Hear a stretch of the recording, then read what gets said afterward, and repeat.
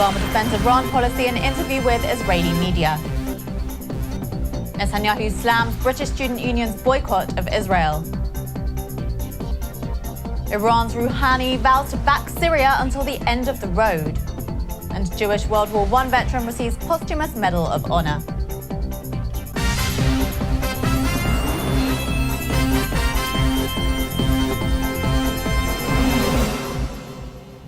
Shalom and welcome to the Jerusalem Post News.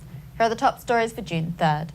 US President Barack Obama defended his policy on Iran during an interview with Keshet TV's Uvda, aired on Tuesday night. Obama also criticized Prime Minister Benjamin Netanyahu's approach to peace with the Palestinians, referring to his pre-election comments that there wouldn't be a Palestinian state under his watch. The danger here is that Israel as a whole loses credibility.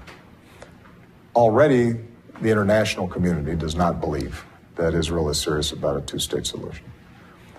The statement the Prime Minister made compounded that belief that there's not a commitment there. We have imposed the most effective sanctions on Iran. At the time, people were skeptical. They said, oh, sanctions aren't going to work. Then we were able to force Iran to the negotiating table because of the effectiveness of the sanctions.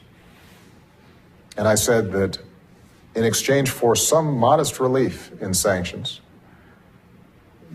Iran is going to have to freeze its nuclear program, roll back on its stockpiles of very highly enriched uranium, the very stockpiles that Prime Minister Netanyahu had gone before the United Nations with his picture of the bomb and said that was proof of how dangerous this was.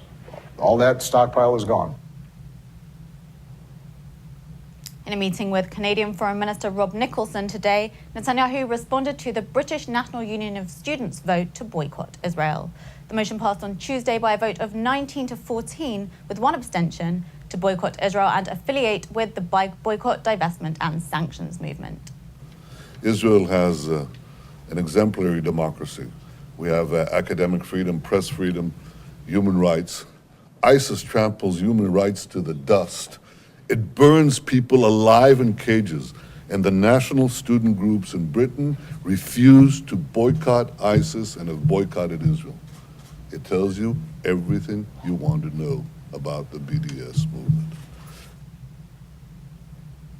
Iran's President Hassan Rouhani said on Tuesday he will back Syria's President Bashar Assad until the end, according to reports by Iranian news agencies. Syria's military is currently under some of the toughest pressure it has faced in the 4-year conflict. Rouhani was quoted by state news agency IRNA as saying that the Iranian nation will remain at the side of the Syrian government until the end of the road, in a meeting with Syria's parliament speaker Mohammed al-Laham in Tehran. And after almost 100 years, a Jewish World War I veteran received a posthumous Medal of Honor on Tuesday.